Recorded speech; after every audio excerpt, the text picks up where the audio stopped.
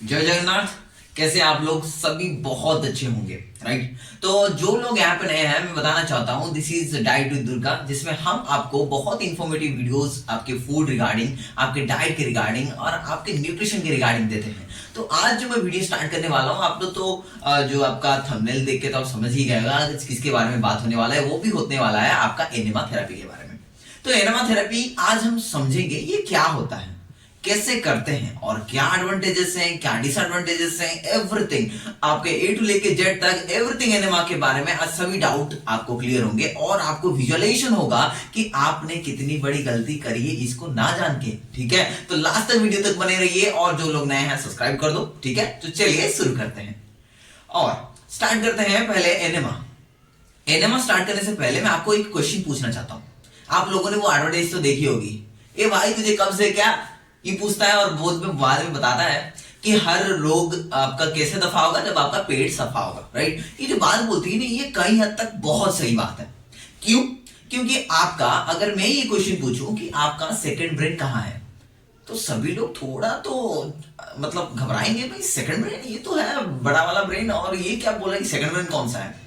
According to Neyman walker, आपका second brain जो होता है वो होता है आपका colon, that is the largest part of large intestine, जिसमें आपका हर एक बॉडी पार्ट को कनेक्टिविटी रहती है।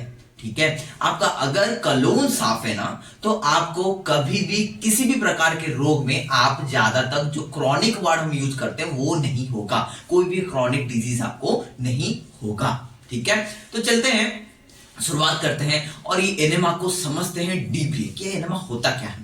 सभी लोगों को थोड़ा मैं पहले ही एक क्वेश्चन क्लियर कर दूं कि यहाँ पे जो मैं एनेमा वर्ड यूज कर रहा हूं, वो एनेमा वर्ड क्या है, ये आपका आर्टिफिशियल, और जो हम यूज करते हैं, जो मेडिकल आपका देखा होगा, मेडिकल में भी एनेमा यूज करते हैं, वहां पे आपका ग्लिसरीन हो गया, ठीक है, जिसमें सॉल्ट होते हैं, आपका लैक्सेटिव्स होते हैं और ऑयल कोई कोई ऐड करते हैं फ्रिक्शन लेस करने के लिए, तो वो वाला आप देख सकते हो कि वो वाला होता है मेडिकल एनेमा। हम जो अभी बात कर रहे हैं वो होता है नेचुरल एनेमा। नेचुरल कैसे हुआ, सभी का क्वेश्चन अभी ये आएगा। नेचुरल होता तो भगवान तो हमें एक डब्बा देके भेजते एनेमा का, आपने किट तो देखा होगा, ऊपर देखा कैसे बनता है वो, तो सभी का यही क्वेश्चन है कि ये नेचुरल कैसे हुआ। तो इसके बदले में आपको क्वेश्चन पूछना चाहता हूं, आप जो खा रहे हैं वो नेचुरल है क्या? अभी सभी का आंसर नो होगा, क्योंकि लाइव फूड हम कहीं ना कहीं खाना भूल गए हैं। हमारा अभी का डाइट क्या है, मोमोज हो गया, बर्गर हो गया, जिसको हमने चाव से खाते हैं, चाउमीन हो गया, भाई भाई जो भी हो लाइफ में बस हम यही खाते हैं, और फास्ट फूड को हम अपने लाइफ में अडॉप्ट ही कर लिए हैं कि इसके बिना मेरा लाइफ ही नहीं है कोई। ठीक है, तो ये जो खाना खाते हैं ये आपके कलोन में जाके रह जाता है। जिसे कि आपने देखा होगा, एक सिंपल पाइप का एग्जांपल में से आपको समझाने की कोशिश करूंगा कि एक पाइप है, ठीक है, आप जो बेसिन यूज करते हैं वो भी देखे होंगे कि थोड़ी देर का बाद आप यूज करोगे कि 1 महीना 2 महीना हो गया, फिर बाद में क्या होता है, जब आप पानी उसमें डालते हो तो पानी नीचे जाने की वजह से ऊपर आना चालू हो जाता है। इसमें हम क्या बोलते हैं, क्लॉग बोलते हैं। ठीक है, वहां पे आपका क्या हो गया, क्लॉग हो गया, कोई आपका ऐसे कोई चीज आपने अंदर डाली होगी जो कि जमा हो गया होगा और वो ब्लॉक कर रहा है आपके पानी के नीचे वाले फ्लो को। ठीक है, तो वैसे ही फेनोमेनन को आपके बॉडी में भी होता है।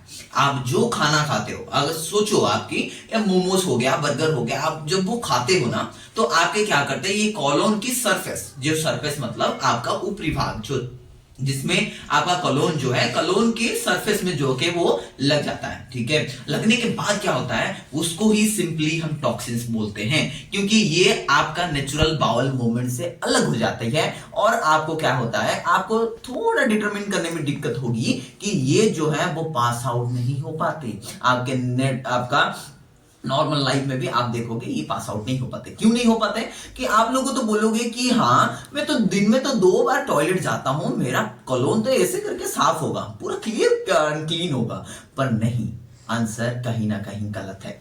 अगर ऐसा होता तो आप कोई भी डिजीज में अफेक्ट नहीं होते।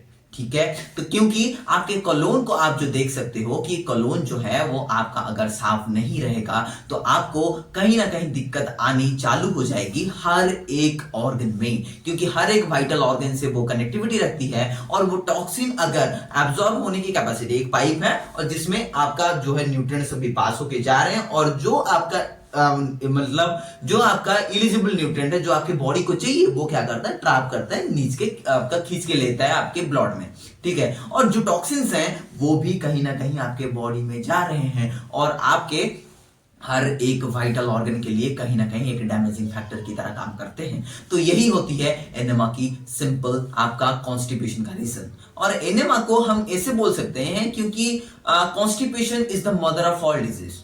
Constipation is the mother of all disease. क्यों? क्योंकि कॉन्स्टिपेशन जब तक आपका हटेगा नहीं, आपको हर एक रोग कहीं ना कहीं अफेक्ट करेंगी, इसमें कोई दो राय नहीं है। सबसे बेहतरीन और सबसे एक एग्जांपल आप ले सकते हो, कभी भी आपका जीआईटी का इन्फ्लेमेशन हुआ है तो आप देखोगे कि आपको इरिटेशन होता होगा, आपके हर एक बॉडी पार्ट में पेन होना चालू हो जाएगा, क्योंकि इसको ही हम बोलते हैं सेकंड ब्रेन। इसका बहुत सारी सिग्निफिकेंस आपको बुक में हम लिंक में दे देंगे, आप पढ़ोगे तभी आपको समझ में आएगा। तो ये तो हो गई कॉन्स्टिपेशन की बातें। तो कॉन्स्टिपेशन कितना खतरनाक हो सकता है मैंने आपको बता दी। अभी एनेमा की तरफ चलते हैं। एनेमा नया नहीं है, हम भी कुछ नया बातें आपको बताने वाले नहीं है, क्योंकि ये आपका जलवस्ती हो गया, ठीक है। और आपका हतयोग प्रदीपिका में आपका आयुर्वेदिक फेनोमेनन में भी लिखा हुआ है कि आपका ये यूज करेंगे तो आपके बॉडी में जो टॉक्सिन्स पैदा हो रहे हैं, हम जो इनपुट ले रहे हैं, जो गंदा सा इनपुट हम ले रहे हैं, वैसे आउटपुट जो है वो निकलता नहीं है। तो इसी को ही सिंपल कॉन्स्टिपेशन बोलते हैं। और ये कॉन्स्टिपेशन को इरेडिकेट करना है तो आपके पास ऑप्शन सिर्फ एक है, वो है एनेमा थेरेपी। वो भी मेडिकल वाला नहीं, हम आपको जो बताएंगे वो नेचुरल वाला एनेमा होगा। तो यहां पे बाद आपके मन में बहुत सारी क्वेश्चन होंगी कि भाई ये तो समझ गया कि कॉन्स्टिपेशन कैसे अफेक्ट करेगी, पर हमें एनेमा को करने से पहले 5 क्वेश्चन आपके दिमाग में आएंगे। क्या? पहला क्वेश्चन होगा, कॉस्ट इफेक्टिव है, मैं खरीद पाऊंगा, मेरा पॉकेट फ्रेंडली है क्या? पहला क्वेश्चन। दूसरा क्वेश्चन है, टाइम कितना लगेगा भाई, मेरे तो पास टाइम ही नहीं है, मैं तो वर्किंग लेडी हूं, वर्किंग मैन हूं, मैं तो ऑफिस जाता हूं, मुझको कहां टाइम मिलेगा?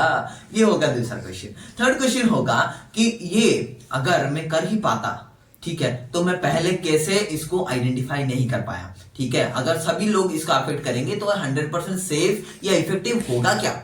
ये आप पे डिपेंड करता है। आप प्रॉपरली अगर आप एनेमा करते हो तो आपको ये देखने को मिलेगी ये 100% सेफ एंड यूजफुल है आपके बॉडी के लिए, आपके कलोन के लिए, ठीक है। तो अभी चलते हैं दो और एक क्वेश्चन तो मैं भूल ही गया आपको पूछने की, ये पेन होता है क्या? क्योंकि ये आपके एनस व मलद्वार जिसे हम बोलते हैं, इसमें इंसर्ट होता है और इसको पेन होने का एक सिग्निफिकेंस है, क्योंकि आपके बॉडी में ये घुसेगा तो आपको ऑब्वियसली पेन होगी। पर वो पेन को हम रिड्यूस कर सकते हैं बाई एडिंग सम ग्लिसरीन, और आपका फ्रिक्शन करके आप क्या कर सकते हो, नारियल तेल का थोड़ा सा लेप लगा सकते हो आपके ऊपरी भाग जो कि आपके आउटलेट में जाएगा, तो वो उसमें आप थोड़ा सा तेल लगा के वो इसको इंसर्ट कर सकते हो। बहुत ही सिंपल फेनोमेनन। जब डेमोन्स्ट्रेशन वीडियोस आप अगर कहोगे तो वो भी हम करेंगे, बस आपके कमेंट सेक्शन में आना चाहिए कि वी वांट डेमोन्स्ट्रेशन वीडियो, तो हम उसके ऊपर भी एक वीडियोस जल्द ही लाएंगे आपके लिए, ठीक है। तो फिर चलते हैं एडवांटेजेस और डिसएडवांटेजेस।